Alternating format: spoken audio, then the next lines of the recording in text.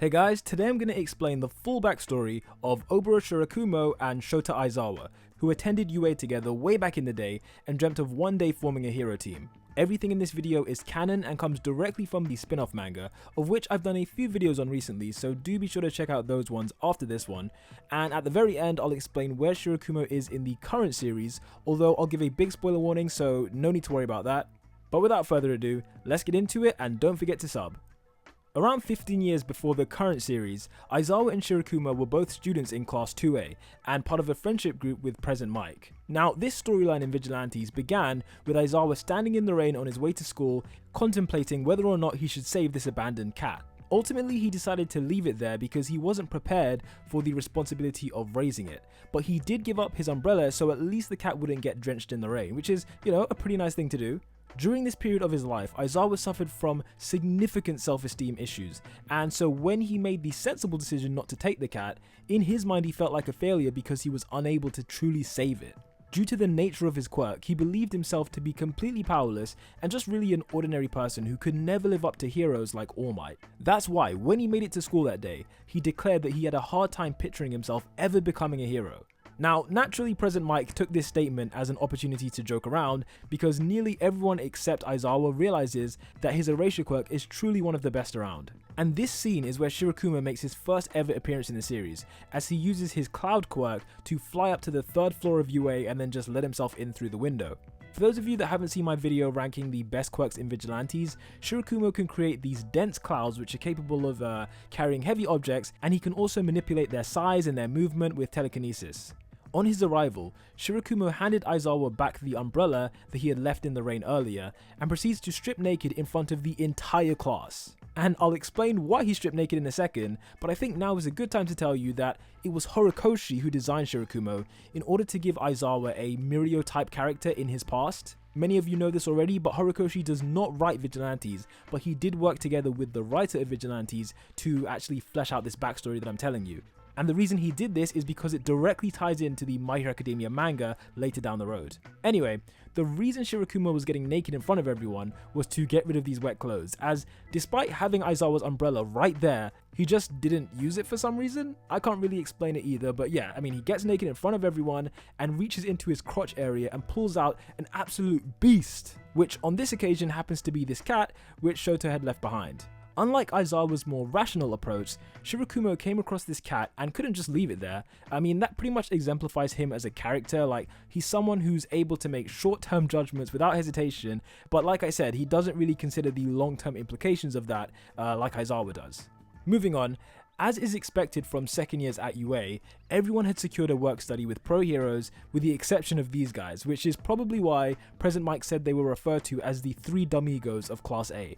Their teacher noted that Shirakumo was likely to get a work study because even though his grades were average, he has a super positive attitude, and similarly for present Mic, whilst he was easily distracted, his quirk had a lot of different potential applications. On the other hand, their teacher believed that Aizawa would have a hard time getting any agency to accept him, as despite his good grades, he had no clear vision of what kind of hero he was trying to be, and as we know, that's because he couldn't really picture himself as a hero.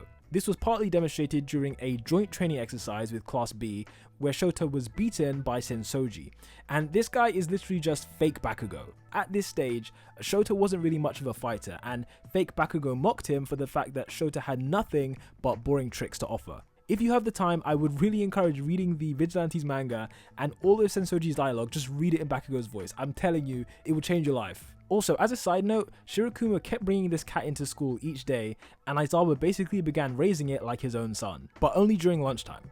On one occasion, these guys were just chilling on the roof of UA, and Midnight was on her way back from a work study and happened to bump into them. She was already a year ahead of them at this point, so not too far away from being a pro hero, and her hero costume at this time was very interesting. Because this cat was super cute, Midnight wanted to take it off their hands and raise it herself, at least for the time being. And the dumb egos of UA were more than happy to let that happen, as they weren't really in a position to take care of it much longer themselves. Although, as Shirakumo says, when you examine the situation, they did just give the cat away to the first random girl who walked by. The following day, present Mic secured a work study at a battle-focused hero agency, and he was joined by fake Bakugo. Meanwhile, these two still had no offers on the table, but luckily Midnight appeared out of nowhere again to show them this video of the cat pooping. And whilst that was a lovely gesture, she also brought the additional news that the Purple Revolution Hero Agency was accepting literally anyone for a work study. This agency was run by His Purple Highness, who was a flamboyant hero and also the artist formerly known as Prince. His philosophy is quite similar to All Might's in that he believes a hero's job is to smile and give hope to those who are in trouble, which is why he absolutely destroys Aizawa during his first day of the work study due to his trademark gloomy expression.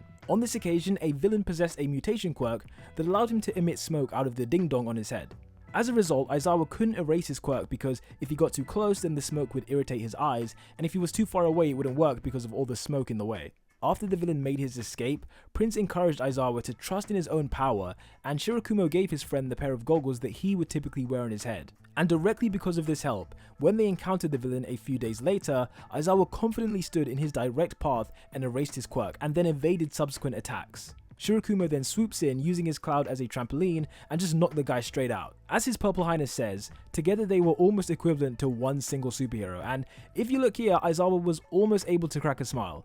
Once the new semester began, these two had a pair of goggles each and, according to Shirakumo at least, they were marketing themselves as a hero team. As a result, they were paired together in a practical assessment and would face off against Present Mic and Fake Bakugo. I should probably mention that Fake Bakugo has a quirk called Blast and it lets him shoot these explosions directly out of his hands. They both have flashy quirks with tons of power, whereas Shirakumo and Aizawa they more rely on technique. And if you notice here, Fake Bakugo wears sunglasses as a support item, otherwise his blast would apparently blind him during battle and thus reduce his accuracy.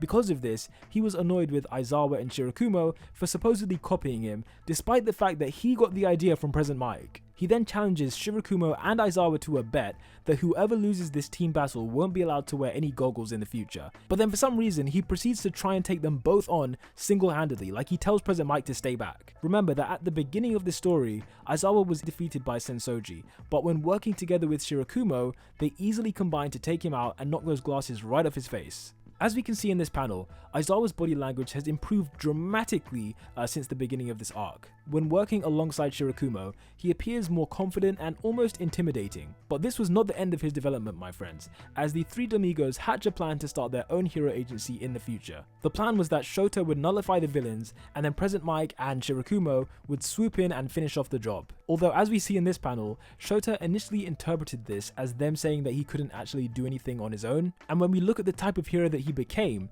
it's clear that he worked super hard to overcome this insecurity, as we've seen time and time again that he's able to defeat, powerful villains just 1 versus 1 by himself. Now, just 1 week after this conversation, an event would happen that would drastically change the course of their entire lives. In this situation, a villain attack was underway in a place called Tasumia, and I hope I said that right, and the hero team known as Buster Union was sent to take care of it. This is meant to be the hardest hitting hero team around, and they also had 2 interns who were Fake Bakugo and Present Mic. The criminal in question was this giant creature known as Garvey, who had already been convicted of several offences including murder. His quirk allows him to absorb the physical attacks of anyone and then store it in his back, and then he can release them at any point.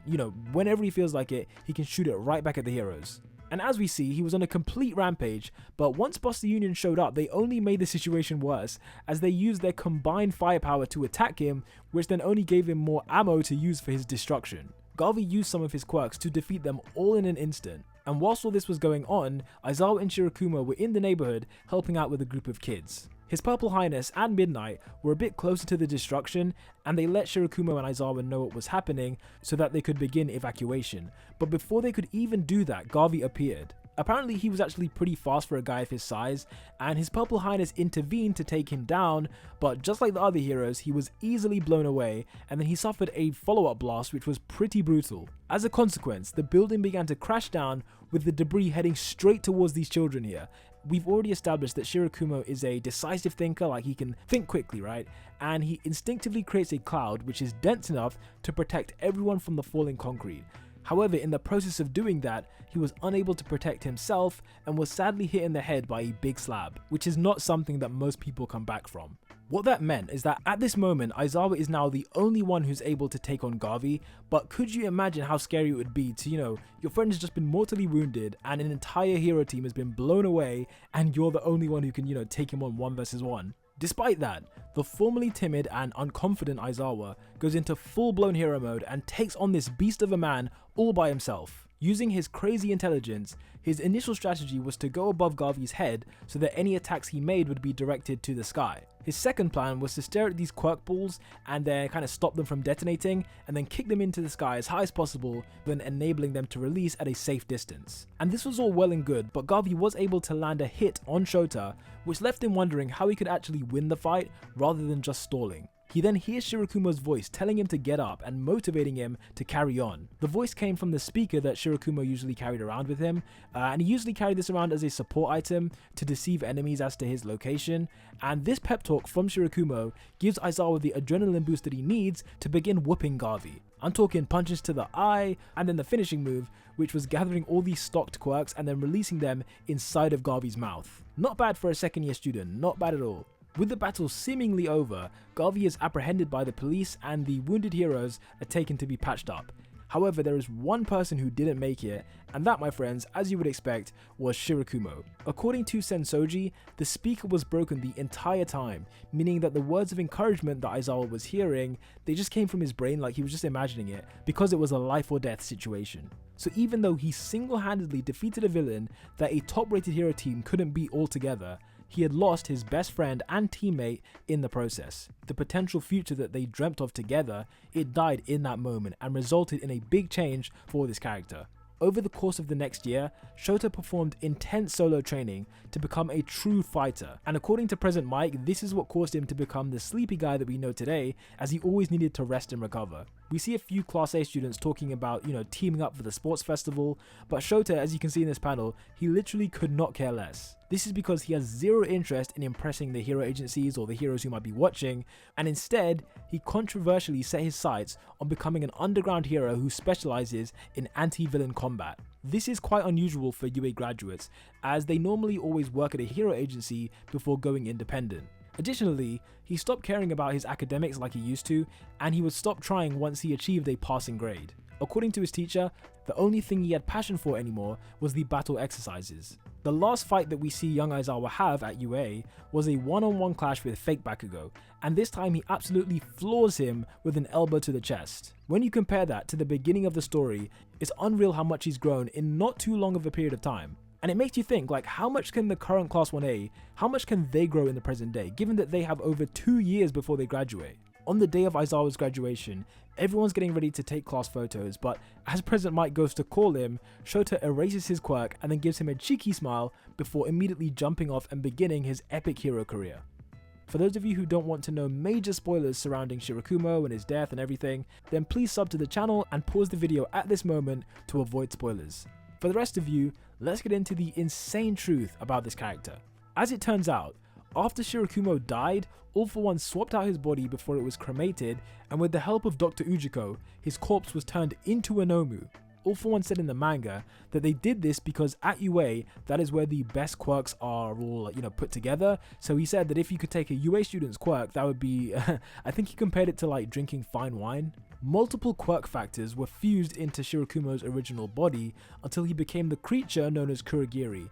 Now this was a crazy plot twist in the manga because we've known Kurogiri since season 1, but we had no idea that, he used to be Aizawa's old best friend. And if you look at the intro for season 1, I mean, Kurogiri's eyes flash and then Aizawa's flash immediately after, like it's almost like it was foreshadowing this. And it's so funny because in much the same way that Shirakumo, he cared for Aizawa and, developed his confidence, in the same way he helped Aizawa, now he's helping Shigaraki to grow and develop him into the next successor to All For One.